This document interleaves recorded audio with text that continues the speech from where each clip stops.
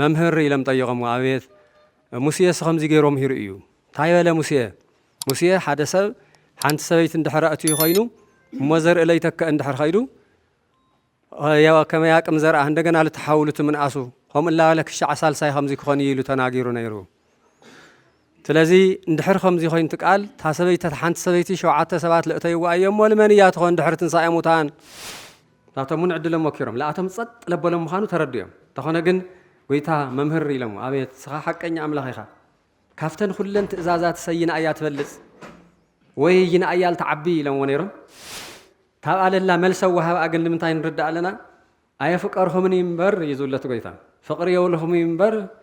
ቃል ስሕተት ክርከበኒ ከውድቐኒ ደኣ ኮይኑ ጥያቐ ኢኹም እምበር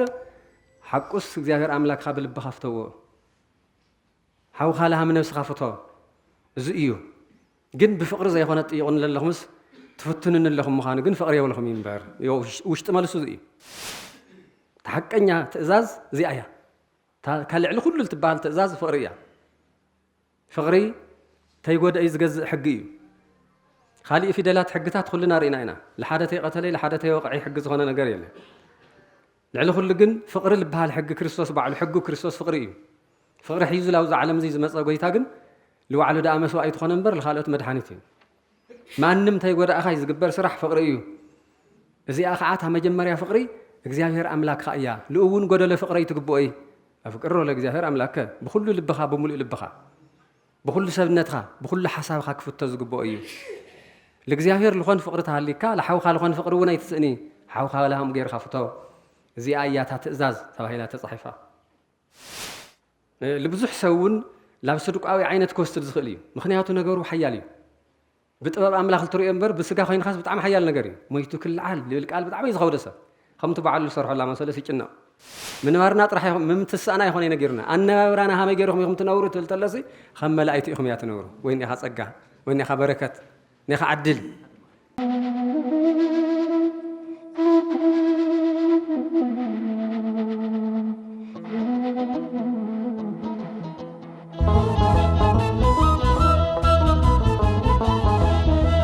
ዘላ ሓጻር ግዜ ክንነጋገረላ ዝደለና ጎይታና መድሓኒትና ኢየሱስ ክርስቶስ ዝተናገሮ እዩ ኣውሳ እግዚ ኢየሱስ ወየሎሙ ስሕትክሙ በእየ ኣእምሮ መጻሕፍት ወይ ኃይለ እግዚአብሔር እዚ ቃል እዚ ኣብ ማቴዎስ ወንጌል ምዕራፍ 22 ኢና እንሪኦ እዚ ቃል እዚ ቅድሚ ምንግጋሩ ልዚ ቃል እዚ ምኽንያት ትኾነ ታእዩ ኢልናትን ሓትተለና ግን ጎይታ ኢየሱስ ክርስቶስ ብዙሓት ጠየቕቲ ነይረምዎ ትልጥይቕዎ ገሊኦም ናይ ማን እውቀት ተረዲኦም ክፈልጡ ዝደልዩ ጠየቕቲ ነይሮም ገሊኦም እውን ካብቲ ልናገሮ ቃላትስ ሓደ ዕንቅፋት ደኾኑ ይርከብ እሞ ምስቲ ብዘመኑ ነበረ ናይ ሮማ መንግስቲ ወይ ምስ ተፈላለየ ምስቲ ህዝቢ ለባእስ ደኾኑ ይርከብ ይኾን ኢሎም እውን ብጣዕሚ ብጥንቃቐ ይሓትዎ ነይሮም ኩሎም በብዓይነቶም ጥያቐ የቕርቡ ነይሮም ማለት እዩ ከምኡ ምዃኑት መጽሓፍ ቅዱስ እዩ ዝነግረና ካብዚኣቶም እውን ሓደ እቶም ሰዱቃውያን ዝበሃሉ ሰዱቃውያን ማለት ኩሉ ሻዕ ኩልና ከም ንፈልጦ መጽሓፍ ቅዱስና ከም ዝነግረና ኣብዚ ዓለም እዚ ምንባር ምስ ወዳእኻስ ድሕሪ እዚ ዓለም እዚ ለሎ ቤተ ክርስቲያን ብተስፋ ዝጽበዮ ትንሣኤ ሙታን ዘይተቐበሉ ብኣእምሮኦም እውን ዘይተኣምኑ ትንሣኤ ሙታን የለይ ዝብሉ ኣካላት እዮም ሰዱቃዊ ማለት ስለዚ እዚኦም ተኣኪቦም መጺኦም ጠይቖም ውፍቲ ጎይታ ቅድሚት መጺኦም ወተስእልዎ ወይ ቤልዎ መምህር ኢሎም ጠይቖም ኣቤት ሙሴ ከምዚ ገይሮም ሂሩ እዩ ታይበለ ሙሴ ሓደ ሰብ ሓንቲ ሰበይት እንድሕር ኣትዩ ኮይኑ እሞ ዘርኢ ለይተከ እንድሕር ኸይዱ ከመይ አቅም ዘርአ እንደገና ልትሓውሉት ምንኣሱ ከምኡ ላበለ ክሻዕ ሳልሳይ ከምዚ ክኾን ኢሉ ተናጊሩ ነይሩ ስለዚ እንድሕር ከምዚ ኮይንቲ ቃል እታ ሰበይቲ ሓንቲ ሰበይቲ 7 ሰባት ለእተይዋ እዮሞ ልመን እያ ትኾን ድሕሪ ትንሣኤ ሙታን ለመኑ ትከውን ብእሲተ ልመን እያ ሰበይቲ ትኾን ኢሎም ጠይቖምዎ እሳቶም ብጣዕሚ ከቢድ ዝኾነ ጥያቐ እዮም ጠይቖም ብጣዕሚ እውን ሕልኽላኽ ዝኾነ እዩ ብትናታቶም ሓሳብ ልመልሱ ዘጸግም ነገር ኮይኑ ተሓሰበ እዩ ተኾነ ግን ትጎይታ ግን ርሑቕ ተይኸዱ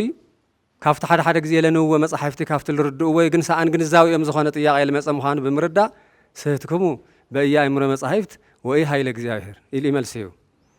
እዚ ከምዚ ዝበለ ጥያቐ ዘቕረብኩምዎ ጥያቐ ይኹን እኳ ጥያቐ ተኾነ ግን ስሕተት እዩ لمنتهي سحتات خوينو تتوهايلو سي اتوم مصحف تينوهم ومي يسوس كريستوس خبر مسغانا يبصحيو ኣብ ትንሳኤ ብተግባር ምስተስአ ዘይኾነስ ቅድሚ ምትስኡ ናይ ትንሳኤ ጉዳይ ናይ ትንሳኤ ክብሪ ትምህርቲ ሂቡ እዩ መልእኽቲ ተሕሊፉ እዩ ተፈላለዩ ጥያቄታት ከምዚ ብጥያቄ ዝመፁ ብዝተፈላለዩ መልእኽቲ ብዛዕባ ባዕሉ ትንሳኤ ልትንስአሉ ብዛዕባ ካልኦት ሙታን ትስኡ ምዃኑ ብሰፊሕ ትምህርቲ ላተዋሃበ ይጸኒሑ ተኾነ ግን ስሒትኩም ኢኹም ኢልዎም ስሕተትና ምንታይ እዩ እንድሕር ኢልኩም ግን መጽሓፍቲ ኣይተረዳእኹም ኩልና ንረዳእ እዩ ኩሉ ግዜ መምርሒ ትስሕት ዘሎ ሰብ ኩሉ ግዜ ትልምርሐሉ ነገር ትጋገተሎ ስሑት እዩ ዝበሃል ትመንገዱ እቱ ካፍቲ ዝብሎ ቤተ ክርስቲያን ትብሎ ናይ ባዕላ ስርዓት ኣለዋ ኣብ ውሽጢ ዝወሃብ ናይ ሊቃውንቲ ከምቲ ገሊኹም እንትብልዎ ይትበሃል ወይ ካልኦት ነገር ንብሎ ነገር ኣሎ በበይ ጀሚርካ በበይ ከም ዝትውድእ ኣብቲ ጥልቂ ዝኾነ ማህለት ኣተለኻ እቶም ጠንቃቃታት ይፈልጥወን ኩለን ሕድሕደን ብደንብ ይፈልጥወን ካበይ ላበይ ኸይንካ ተንዜማ ከመይ ጌርካ እየን ዝቕዝለቓ በበይ ጀሚርካ ዝበሃላ ማለት እቱ ዘይተረድአ ግን ኣየስተውዕለ ይስሕቶ ስለዚ ኢየሱስ ክርስቶስ እስኹም ካፍቶም ስሑታት ሓደ ኢኹም እምበርቲ መጽሓፍ ተትርእይዎ ነይርኹም ተትግዘብዎ ነይርኹምስ ከምኡ የበለ ኢሉ መጽሓፍ እንታይ ደኣ እዩ ኢልዎ መጽሓፍ ማለለ ወአመይ ተነስኡ ሙታን እያወሱ ወእይተዋሰው አላ ከመ መላእክተ እግዚአብሔር በሰማያት እሙንቱ እዚ ኢል ተጋገኽምዎ መጽሓፍ ድሕሪ ትንሳኤ ሙታን ሓዳር ዝብል ጽሑፍ ኣበይ ኣሎ ድሕሪ ትንሳኤ ሙታን መሊሱ ዝዓለም እዚ ብግዘፍ ክነብር ዝብል ቃል ኣበይ ኣሎ ሰብ ሞይቱ ምስተስአ ካብ መላእክተ እግዚአብሔር ኮይኑ ብርቀት ፈጣሪኡ ዘመስግን እምበር ግዙፍ ስጋይ ድልየት ስጋይ ስምዒት ስጋይ ምድራዊ የለይ እዚ እዩ ዝጎደለኩም ኢልዎም ትጎይታ እዚ እዩ ስሕተት ለበለኩም ማለት እዩ ደሞት መጽሓፍ ርኢኹምዎ ተኾይንኩም ግን ከምዚ ገይሩ ተጽሒፉ ነይሩ ኣነ ውእቱ ኣምላከ አብርሃም ወአምላከ ይስሐቅ ወአምላከ ያዕቆብ ይኮነች ኣምላከ ሙታን አላ ኣምላከ ሕያዋን እዩ ተባሂሉ ዝተጻሕፈ ስለዚ ድሕሪ ትንሳኤ ሙታን ብዛዕባ ኣውስወል ንገር ነገር ይኾነ ሙሴ እውን ዝቃል እዚ ተነገረኩም እውን ድሕሪ ትንሳኤ ሙታን መልሲ ከምዚ ኢሉ እውን ኣይነገረኩም እዩ ናይ ስሙ እውን ኣብላ ይኾነ ይተእትይዎ ስለዚ ለዚ ኩሉ ዝኾነ ግን እንታይ እዩ መጽሓፍቲ ብዘይ ምግንዛብ እዩ እዚ እውን ኣብ ብዙሕ ዓይነት እንድሕር ብትክክል ተረዲናዮ ኮይና ብዛዕባ ቤተ ክርስቲያን እተሓላለዋ ብዛዕባ ለቤተ ክርስቲያን ዝግበር ንግግር ብዛዕባ ለቤተ ክርስቲያን ዝግበር ተልእኮ ብዝተፈላለየ ምክንያት ገሊኡ ካብ ምፍላጥ ዝተለዓለ ይመስል ገሊኡ ካብ ዘይ ምፍላጥ ዝተለዓለ ምክንያት ብዙሕ ስሕተት የጋጥሙን ኣሎ ተኾነ ግን እቲ ጥያቄኦም እውን ከምቲ ዓንተው ዘልኽዎ ጥያቄኦም ጠይቆም መልሱ ግን እዚ እዩ ስለዚ ናይ ኢየሱስ ክርስቶስ ክብሪ ምስጋና ይብፅሓዮ ትንሳኤኡ ስለ ዘለና እዩ ትንሳኤኡ ሓደ ልዋዕሊ ምትሳእ ዘይኮነስ ብዙሓት ልለዓሉ ምዃኖም ቃል ይገልጽ ኣሎ ካልኣይ ድሕሪ ትንሳኤ ሙታን ሰብ ብርቀት ከም መላእክት በቃ መላእክት ደንርእዮም መላእክት ኣይድዮም መላእክት ኣይበልዑ ኣይሰትዩ ኣይኽደኑ ኣይሞቱ እዚ ጎዲልና ይብሉ ለሓንቲ ዓላማ ጥራሕ ዝነብሩ እዮም ንምንታይ እዮም ዓላማኦም ልምኣምልኮ እግዚአብሔር ልምስጋና ዝነብሩ እዮም ስለዚ ከም መላእክት ኮይንካ ዝነበረሉ ግዜ እዩ እምበር ተመሊስካ ከምዚ ዝኽወኑ ነገር የለ ኢሉ መልሲ ይህቦም ብዛ መልሲ እዚኣ ጸጥ ኢሎም ሓደ እኳ መሊሱ ክጥይቕ ዝኸኣለ የለ ልዞም ሰዱቃውያን ኣፎም ሰድሕዝዎም ሰሙዑ ፈሪሳውያን ተመሊሶም እንደገና ንሕና ደማ ዕድሎ ይገጥመና ይኾን ኢሎም ሳቶም እውን ዕድሎ ሞኪሮም ለኣቶም ጸጥ ለበሎም ምዃኑ ተረድዮም ተኾነ ግን ጎይታ መምህር ኢሎም ኣቤት ስኻ ሓቀኛ ኣምላኽ ኢኻ ካፍተን ኩለን ትእዛዛት ሰይና እያ ትበልጽ ወይ ይናእያ ልተዓቢ ኢሎምዎ ነይሮም ንሳቶም እውን ያው ልክፍትኖ እዩ ልብል ተጻሓፊ ልክፍትኖ እዩ እያ ትብል ተቓል ኣምላኽ ስሕተት እኒአው እዚ እውን እሞዚ ደኣ ኣይተረዳእኹም ኢድኹም ኣይተመሃርኹም ኢድኹም መጀመርያ ትእዛዝ ኣፍቅሮ ለእግዚአብሔር ኣምላክከ በኩሉ ልብከ ወኩሉ ኃይልከ ወኩሉ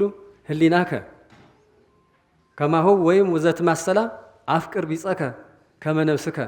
ብዘን ክልተ ቃላት እዚአንስ ኦሪቲ ነቢያት መጽሓፍቲ ኩሎም ተስማዕምዑሉ እዩ ኢሉ መለስ እዮም መጽሓፍ እዚ እዩ ፈሪሳውያን እውን በኸምኣ ጸጥ ኢሎም ሳቶም እውን ምንም መልሲ ክህቦ ይኽእል ማለት እዩ ግን ታብኣ ለላ መልሲ ወሃብኣ ግን ንምንታይ ንርዳእ ኣለና ኣየፍቀርኹምኒ እምበር እዩ ዝብለቱ ጎይታ ፍቅሪ የብልኹም እምበር ቃል ስሕተት ክርከበኒ ከውድቐኒ ደኣ ኮይኑ ጥያቄ ይኹም እምበር ሓቁስ እግዚአብሔር ኣምላክካ ብልብኻ ፍተዎ ሓውኻ ለሃም ነብስኻ ፍቶ እዚ እዩ ግን ብፍቅሪ ዘይኮነ ጥይቁን ዘለኹምስ ትፍትኑን ኣለኹም ምዃኑ ግን ፍቅሪ የብልኹም እምበር ውሽጢ መልሱ እዚ እዩ ተሓቀኛ ትእዛዝ እዚኣ እያ ካልዕሊ ኩሉ ትበሃል ትእዛዝ ፍቅሪ እያ ፍቅሪ ተይጎደኢ ዝገዝእ ሕጊ እዩ خالي في دلات حقتات كلنا رينا هنا لحدتي قتلي لحدتي وقعي حق زغنا نجار يلا لعل كل جن فقر اللي بهالحق كريستوس بعد حقه كريستوس فقري فقر حيز لو زعلم زي زمص قويتا جن لو على دا مسوا ايت خننبر لخالوت مدحانيتين ما نم تاي غدا اخاي زغبر سرح فقري ازي اخعاتها مجمريا فقري እግዚአብሔር አምላክ ኻያ ለኡውን ጎደለ ፍቅረይ ትግቦይ አፍቅሮ ለእግዚአብሔር አምላክ በሁሉ ልብኻ በሙሉ ልብኻ በሁሉ ሰብነትኻ በሁሉ ሐሳብኻ ክፍቶ ዝግቦይ ለእግዚአብሔር ልኾን ፍቅር ተሃሊካ ለሐውኻ ልኾን ፍቅር ወናይ ትስእኒ حوخ لهم غير خفتو زي آيات تأزاز تباهيلا تصحيفة فلذي صدقاويانهم فريساويانهم كلهم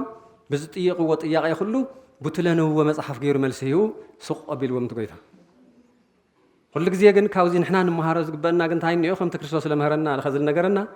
መጽሐፍት በዘይ ምርዳ መጽሐፍት ነቢያት በዘይ ምግንዛብ ሐዲሳት በዘይ ምግንዛብ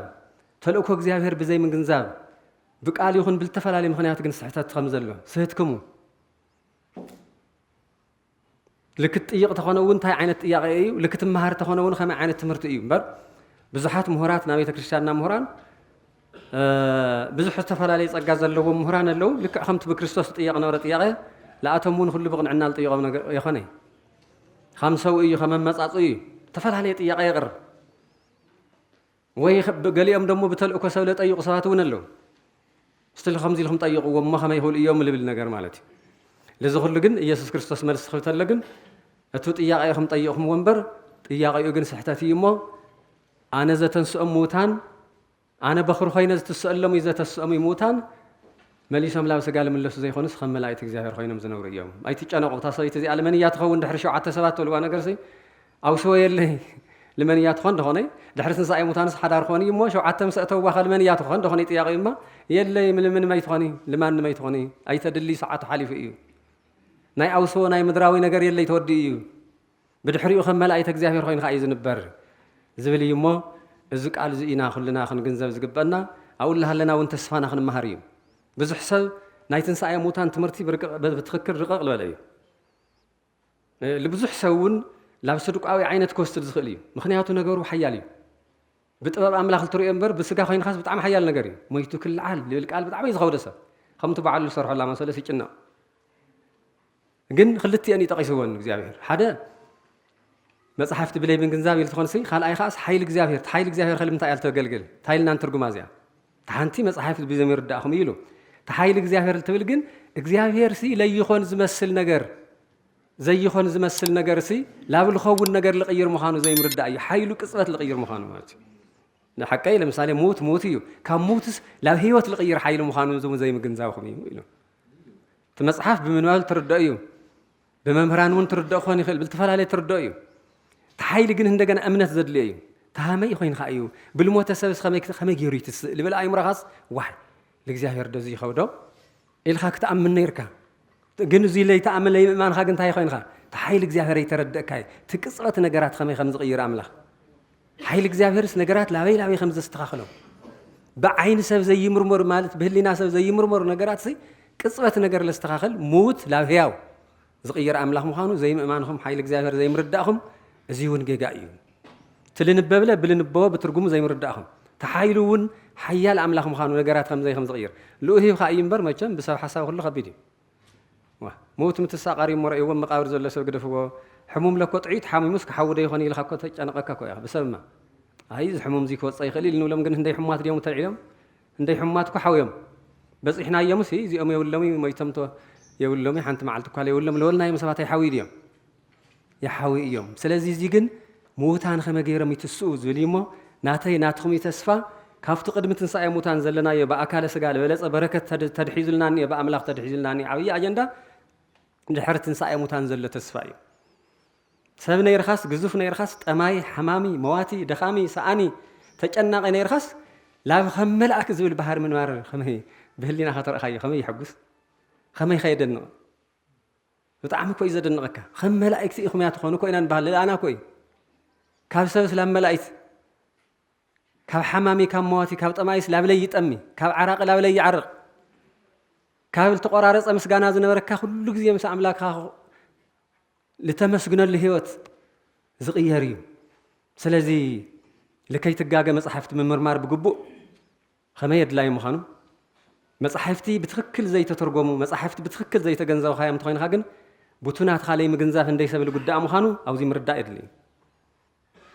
مصحفتي بتزمچو كازي خونس بحساب املاخيو مسترجمو بفقاد املاخيو مسترجمو بفريها እግዚአብሔር ካልተረኸው ምስጢራቶም ብዙሕ ፊደል ብምፍላጥ ኻይ ሰዋስው ብምፍላጥ ኻይ በኻል ይኾነ حساب املاخ በቃ ባዕውዩ حساب املاخ ክለለው ስለዚህ ተጋጊኹም ተባሂሎም እዮም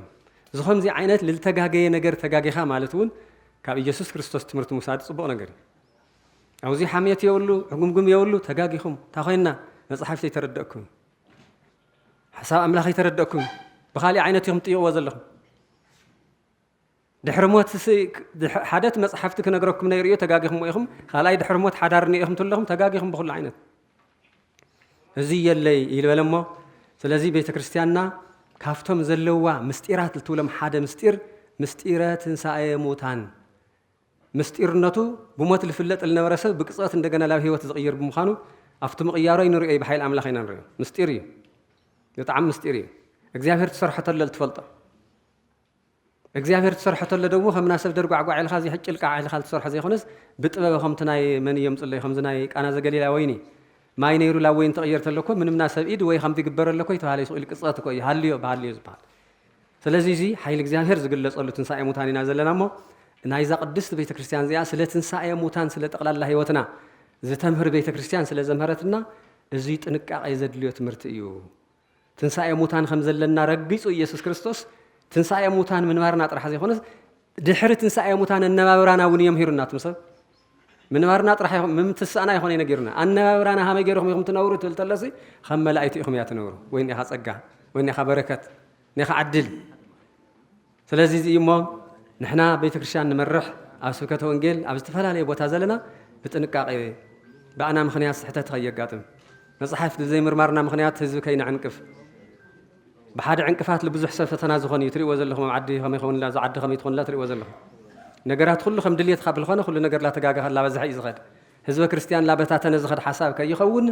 صحاحات لهم مو جيجاهم أرموا لك عيخونهم يلو هي زمهر الناس اللي نور الناجزة عزيز لهم مهران يكاونت بتشن بقى فليك أونت يتقرب يذبحال كل شيء خن حزل زوج بقول نجارو أما درخ زوج الصل كل جزء ميت الخوان نجار يلي وين بك علات وين الخوان نجارو مالتي تخانا جن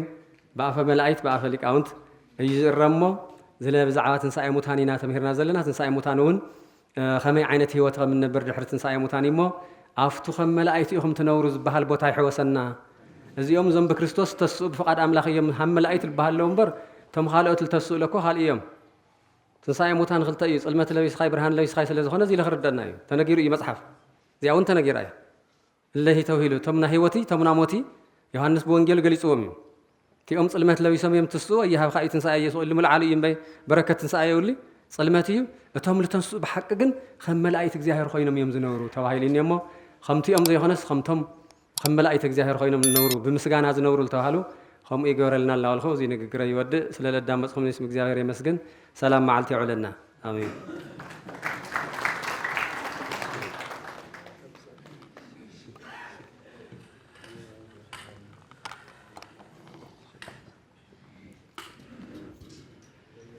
شيء استخبروا مجاوي مسير والدي أريد مراتونا هاجر سكتنا سكت وانجيل في الحلافي لزهونا نايت مرتك قالوا وانجيل قال هي وتسمع لنا احنا وانت عقسنا سمعنا